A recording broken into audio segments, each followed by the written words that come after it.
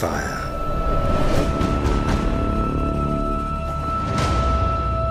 And blood.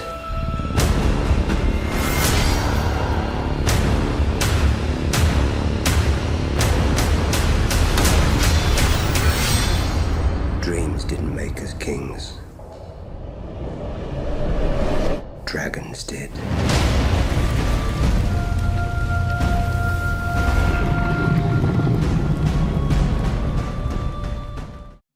Welcome back, everyone. This is going to be my new House of the Dragon trailer video, all for Daemon Targaryen, Matt Smith's character, because he's such a huge character on the show and such an important figure in the new old battle for the Iron Throne. Even though it's a new battle, technically this is taking place in the past, so it's an old battle for the Iron Throne. There's a bunch of cool references and Easter eggs in the trailer that tie him to characters from the main show and present day like Jon Snow and Daenerys, so we'll break it all down. If you're brand new to the channel, of course I'll be doing episode videos for this when they start releasing, so be sure to subscribe to get all those. It'll be a lot like the videos I did for the main show, Game of Thrones. But the House of the Dragon trailer is narrated by Matt Smith's Daemon Targaryen, like he talks about fire and blood, the motto of the Targaryen family, how the secret of their power is all about dragons. And even though they don't show you a lot of dragons during the trailer, I believe there'll be at least 17 different dragons on House of the Dragon, because this is all about the Targaryen Civil War, and during this era in history, pretty much all the main players, the major members of the royal family, all have their own dragons. Now, none of them are as big as Daenerys' dragons, but some of them are really big.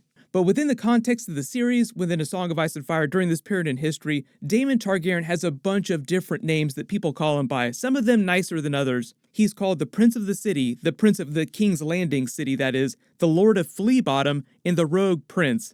The last name is probably the most important one, especially for this video, because it foreshadows his epic, long Game of Thrones that he plays to win the Iron Throne for himself, amidst all these different factions vying for it. So even though the main part of House of the Dragon is all about the Dance of the Dragons, the main Targaryen Civil War, when they say in the trailer that the show picks up 200 years ago in the past, that actually starts way before the actual conflict, the war itself, the Dance of the Dragons. That only lasted for a couple years, so there's a lot of stuff leading up to the Dance of the Dragons that they're going to show us in the series and the episodes, especially in the early seasons probably. The teaser trailer shows us most of the important factions. The Dance of the Dragons had two main factions, the Blacks and the Greens, led by Rhaenyra Targaryen, this character here. There's a young version of her character in the past, in the earlier part of the timeline, and later there's an older version of her character here with Daemon Targaryen. And the Greens are led by Alicent Hightower. This is the older version of her character. They've also cast a younger version for her character too when they do episodes set in the past, or when they do flashbacks to the past. HBO hasn't officially clarified how they're going to handle that, if they'll just be flashbacks to the past to show us how things got to present day, or if they'll be like full-blown episodes set in the past. Yes, that is the cat's paws dagger, Arya's Valyrian dagger that she used to kill the Night King that she's holding during this, much earlier in the timeline. It's not really important for the purposes of this video. I talked a lot more about it during my previous trailer video. I'll link that at the end of this and down in the description below. But even though you think of the Dance of the Dragons as having two main factions, there are actually a lot of different players involved, all who themselves are vying for the Iron Throne. It is a battle of succession, kind of like the HBO series Succession, where you have all these different family members vying to take over for their father. But the fact that Matt Smith's Daemon Targaryen is narrating the trailer just tells you how important he is to the series and how big a character he's going to be. He's very much a schemer and a plotter in the way that Jon Snow, or Aegon Targaryen, however you want to think about him, never was. Like Jon Snow said, "I don't want it," when it was found out that he had a strong claim to the Iron Throne. Daemon Targaryen's story during House of the Dragon, his quest for the Iron Throne, and all the twists and turns along the way bear a lot of similarities to Jon Snow and Daenerys' story. So remember, after it was discovered that Jon Snow also had a claim to the Iron Throne and they started their relationship formally, him and Daenerys, all hail the sex boat, things got really complicated between them. It's the same situation with Daemon Targaryen and a lot of the other main characters. Remember, these are the Targaryens, so sister-wiving was very common amongst them. When I said the show picks up about 200 years before present day, which is the events of the main show, that means it's going to pick up around the events where his brother Viserys I took the Iron Throne. So Viserys I is the current reigning king during House of the Dragon. You see him sitting on the Iron Throne there. He's holding Blackfire, the Valyrian sword that belonged to Aegon the Conqueror, the Sword of Kings. So they'll start somewhere between the early part of his reign and the middle part, because there were just so many WTF things that happened during his reign that help explain how the Dance of the Dragons Targaryen Civil War got started, why all the really important players do what they did, particularly why Daemon Targaryen is doing what he's doing on the show. because his brother Viserys I became king after a similar squabble within the Targaryen family over who the next king should be when his and Daemon's grandfather, Jaehaerys I, the previous king, died without a male heir. What happened was that Jaehaerys I had many sons, but they all died through various means before he died. Some of them did have their own families with grandchildren, so here's where we get to the whole comparison to Jon Snow and Daenerys' storyline.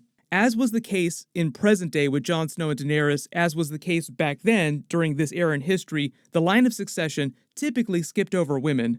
So if a king died without a male heir, the line of succession would pass to his closest living male relative. If he had a brother or if he had grandsons, it would pass to them.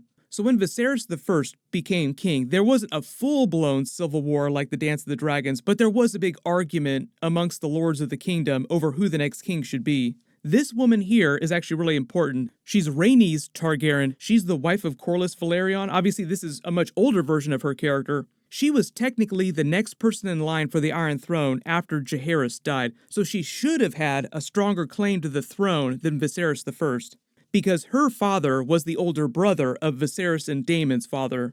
But because she was a woman, during the Great Council that was called to determine who had the strongest claim, the other lords of the council were persuaded to pass her over in favor of the closest living male heir, which was Viserys I. That's why Rhaenys here is also called the Queen Who Never Was. Now, she was a badass within her own right. Obviously, this is a much older version of her character, who has her own family with Corlys Velaryon. While this was all playing out in the Great Council, Daemon Targaryen also played a big part in rallying support for his brother's claim to the Iron Throne. And this is where we get to his whole long game for the Iron Thrones. All the scheming and plotting and palace intrigue that everybody loves so much about the early seasons of the main show.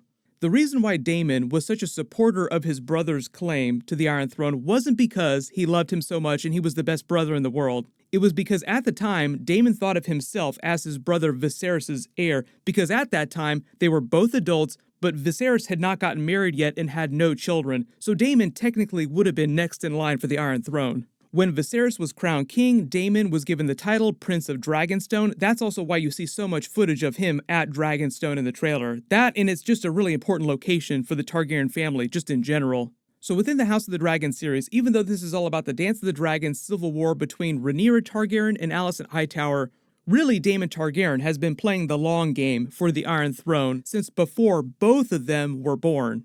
And you kind of see this play out in the trailer with the two different timelines. But in the trailer, when you see the footage of Rhaenyra walking into the throne room, approaching the new but old version of the Iron Throne, the more book-accurate Iron Throne with the melted-down swords all around it, the transition between the younger version of her character and the older version, when it's the older version here, the person sitting on the Iron Throne that she's looking at as she approaches is actually Matt Smith's Daemon Targaryen, as if he's getting comfy like, this belongs to me. It's another dark twist and parallel for Jon Snow and Daenerys' story. So remember how Daenerys eventually started succumbing to the Targaryen madness. She took the fast dragon to Crazy Town, became kind of paranoid that Jon Snow would try to assert his claim for the Iron Throne and take it from her, despite the fact that he kept telling her he did not want it.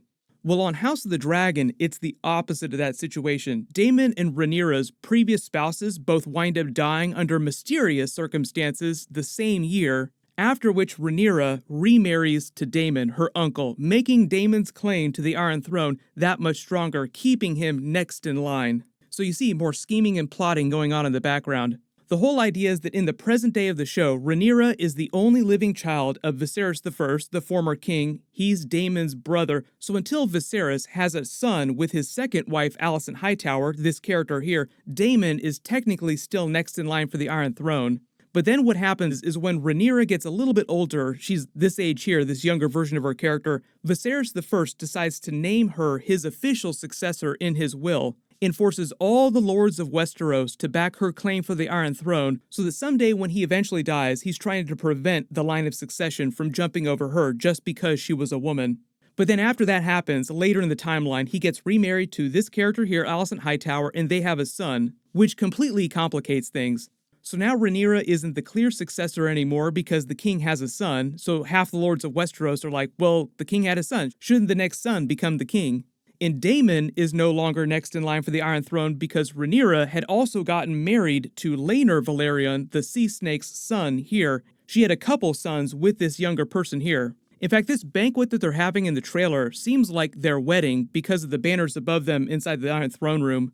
It wasn't until Rhaenyra's first husband and Daemon's second wife died mysteriously in the same year under strange circumstances that Daemon was able to get remarried to Rhaenyra, putting him back first in line for the Iron Throne. So that should give you a pretty good idea for what kind of a person Daemon is.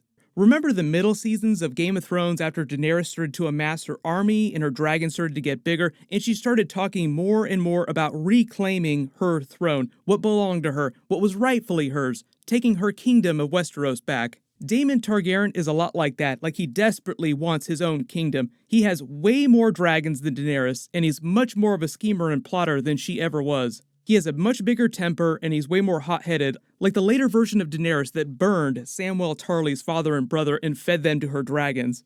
There's a lot of other footage of Daemon throughout the trailer here, even though you don't clearly see his face. During the tournament scenes in the trailer, you can actually see him fighting this other knight in his full black and red Targaryen dragon armor. Notice the scales pattern built into the design because it's meant to look like he's wearing dragon scale armor as you would expect a Targaryen to do. His helm has dragon wings on it, and he's wielding the Valyrian sword, Dark Sister, given to him by the former king, his grandfather, Jaehaerys I.